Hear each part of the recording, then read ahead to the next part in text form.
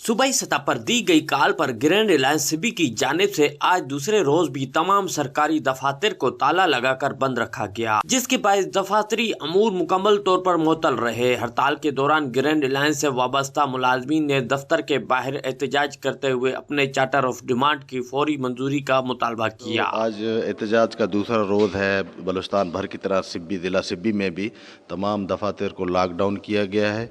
और तमाम दफातर, अस्पताल तब सब के जो है ना लॉकडाउन है। जो हमारे मुतालबात जो कि कमेटी की सिफारिशात थी, शोएब नौशेरवानी और जो है ग्रैंड अलायंस के अहदेदारान के दरमियान जो मुआहिदा हुआ था मिनट्स, उन पर जो है ना अमल दरामद किया जाए और जो हमारे चार्टर ऑफ डिमांड में जितनी चीज़ें शामिल हैं उन पर फिलफौर अमल किया जाए, ताकि इस महंगाई के दौर में मुलाजमीन काफ़ी मुश्किलात का शिकार हैं। जो हमारा DRA है और दीगर जो हमारे चार्टर ऑफ डिमांड में शामिल है चीज़ें, वो फिलफौर हल की जाए ताकि मुलाजमीन को अपनी ज़िंदगी गुजारने के लिए आसानियाँ पैदा हो सकें। मुलाजमीन का कहना था कि 2 रोज़ा सूबाई काल के तहत सूबे भर के दीगर इजला के साथ साथ सिपी में भी तमाम सरकारी दफातर में लॉकडाउन किया गया है, ताहम ताहाल इनके मुतालबात तस्लीम नहीं किए गए। मुजाहिरीन ने वाज़ेह किया कि अगर हुकूमत इनके जायज मुतालबात पर तवज्जो न दी तो सूबाई काल पर एहतजाज का दायरा मजीद वसी किया जाएगा। दूसरा दिन है कि हमारा पूरे सिबी में जो है ना लॉकडाउन जारी है और भरपूर तरीके से मुलाजमीन इसमें शिरकत कर रहे हैं और तावन कर रहे हैं और तमाम दफातर जो है ना वो बंद हैं। मसला ये है कि हमारा ग्रैंड अलायंस का और हुकूमत का जो एक चार्टर ऑफ डिमांड पे सिफारिशात पे जो दस्तखत हुए हैं